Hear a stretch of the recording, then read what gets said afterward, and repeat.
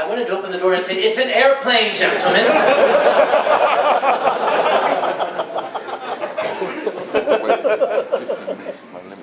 Did you know that on a modern Airbus, if you turn the front landing gear too far, you can snap it off?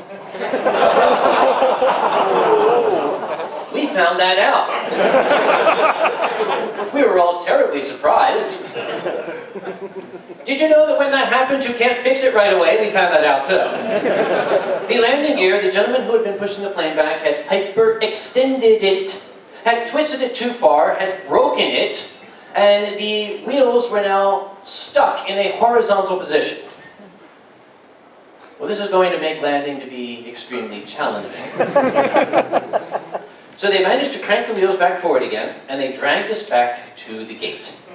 And they let us off, and they announced to us that there were no open restaurants, no bars, no amenities at all, and the restrooms were closed. The gentlemen of the flight took it upon themselves to correct the last. There were barricades in front of the restrooms. We stormed them like the French army and overcame. So the restrooms were now open. They kept telling us, "We're going to get you a new airplane. We're going to get you a new, stay in the gate area. We're going to get you a new aeroplane. It will be here in 30 minutes. They kept announcing this every 15 minutes. This is designed to give the airport supervisor time to get to minimum safe distance. But you know, I am, in the end, a clown. It's what I do. You know, I like to try to keep things lighthearted. As they were offloading the aircraft, all these people, dejected, downcast, grumbling under their breaths, came shuffling off the plane, and I didn't know what else to do, other than to break out at the top of my lungs with a chorus of Rule Britannia. Then I spoke from York, took it up, as well as another young chap, and we had a dandy time belting this out. But I noticed nobody else joined in. And when we were done, I looked around at this crew of Brits staring at their shoes, and said, well, why didn't you join us? And most of them said, "We don't know the words." How could you not know the words? That is a magnificent song. You see, we don't have songs in America like you guys have over here in Europe.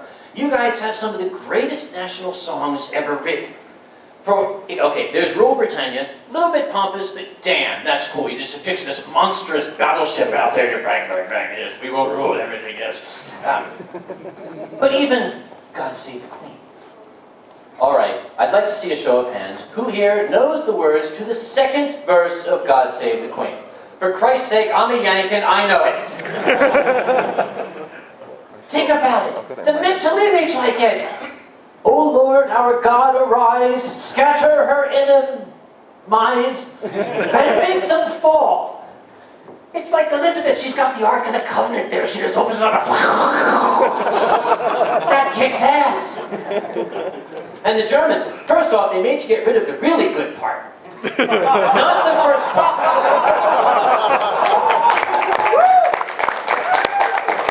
Is that the one with the flapping in it? Okay, it's the second verse of that one. And the words, let's see, you can translate from here. Deutsche Frauen, deutsche Treue, deutsche Wein und deutscher Song. You know, it's all about going to a bar and getting drunk and having sex. I could live in that country. That's amazing. And the Swiss national anthem. Very, very pretty tune, but it's only 5 words repeated over and over again. Ficken Sie mit uns nicht. Which means don't fuck with us. And the French, I love that. Do you know in the French national anthem they start talking about people coming in to slit the throats of your sons? That's gonna get your blood boiling. The American national anthem used to be called the Star-Spangled Butterfly. And we started to realize that doesn't really cut it with the rest of them. So we put some rockets and bombs in, and we've been sort of living that life ever since. So after 2 hours in the airport, the announcement came, "This flight is canceled. Come to the counter." Not, "Come to the counter and we will help you." Not, "Come to the counter and we will rebook your flights." Not, "Come to the counter and we will accommodate you." Just, "Come to the counter. We just want to see you all do it." And they did. And the people at the counter said, "It's true, they will form a queue."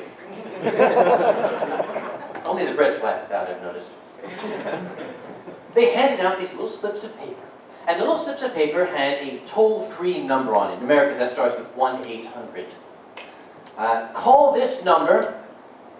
That's the number for the airline, and you can rebook the flight yourself. Really now. And here's another number. This will give you a recommendation for a local hotel. We'll give you a room. We're not paying for that. We won't rebook your flight, but we will give you these lovely telephone numbers, which can only be called from an American telephone, I might add. So these poor British folk were rather up Schitt's Creek. I couldn't have that, especially this lovely old couple from York. So I used my cell phone and was able, after 14 minutes on hold, to get through. Here is a little piece of advice for you frequent air travelers. When your airline lets you down, when your airline fucks up royally, you can always turn to Lufthansa. Because Lufthansa, and I know you guys might disagree, but take it from the other side where we've seen it, German efficiency is alive and well. My colleague, To the Ranting Griffin, tells a story of his second trip to Eurofurence, when a terrorist bomb went off in the midsection of the aircraft, it blew it into 1,000 pieces. By the time it reached a 5,000-foot level, the flight crew had put it back together.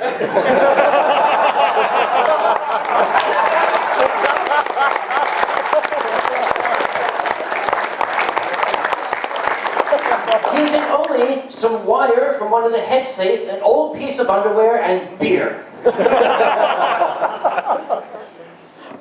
I was able to get these nice people reaccommodated on a Lufthansa flight. They would go through Frankfurt, and then they would fly to Manchester. So they were quite happy. I was also able to get them a hotel because I don't have any superpowers. I'm not really even that strong a man. But I control 5 hotels in Pittsburgh for a week. I bring more than $5 million to the city. There were certain hotel chains that I could call and say, "Hi, it's Sam Conway," and they say, "Can we give you a blowjob?"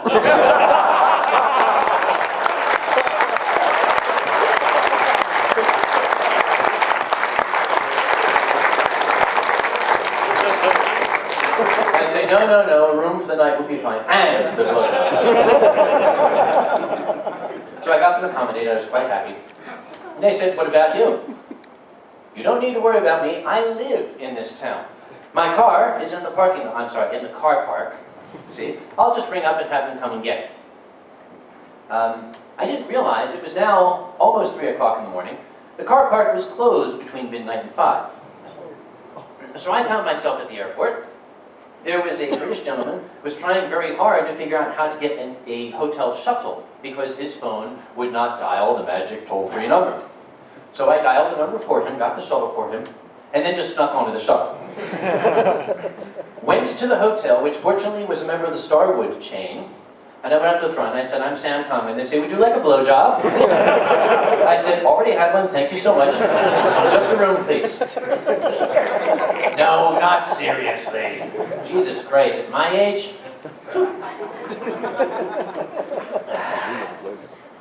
Of course, if you're interested, I'll form a queue over here.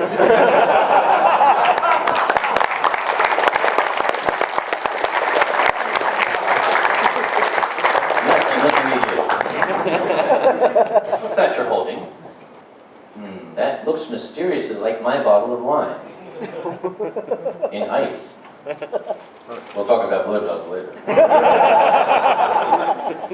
So, I went to the hotel, Lay down for about 3 hours. My body naturally woke me up the next morning. I hate my body because my body doesn't do what I want it to do, especially as it ages. See, my body is not under the control of the brain.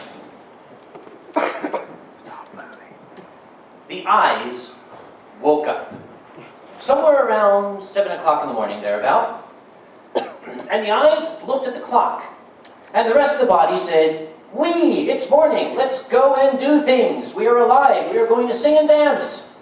And the eyes said, no. The clock is too early. And the rest of the body said, no, we want to go do things. So the eyes poked at the brain and said, okay, brain, you're in charge. You tell the rest of the body to stay put. So the brain said, you stay put, you people, I'm in charge here. You're And the rest of the body got all sullen and sulky. And they got together. And they said, hey, kidneys, tell them who's boss.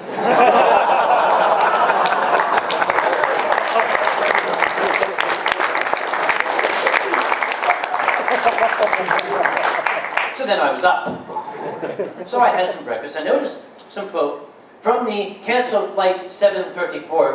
We started cheerfully referring to ourselves as the 734 Club. We had a lovely time. I went to the airport, ran into that delightful couple and their son from York, and was able to finagle them up into the first class club. If there is one thing I am good at, it's bullshitting. And let this be a lesson to you. I sent a tweet about this. Some of you may have read it. I got this Twitter-esque thing here. It's long been said that you catch more flies with honey than you do with vinegar. But take it from me, you catch the most flies with bullshit. I caught a lot of flies that day. Got them in, of course, with the free alcohol. Well, them being British, we drained the place, it was lovely. Eventually, the time came for departure. They put us onto the plane. Everyone was somewhat apprehensive. The couple from York were on their way to Frankfurt. I managed to get back on the exact same flight, 7:34, leaving at 8:40 p.m. And I was terrified it would not only be the same flight, but the same airplane. And as I went down to the gate, I was watching to see if there was a great big Band-Aid landing gear. But as I got onto the airplane, there was a lady of Japanese descent, who I found is she's actually a professor who works in the state of Arizona. She said very shyly to me, excuse me, are you an actor? I said, I don't think I am, no. And she said, it's strange, it seems like I've seen you somewhere, but I really can't place it.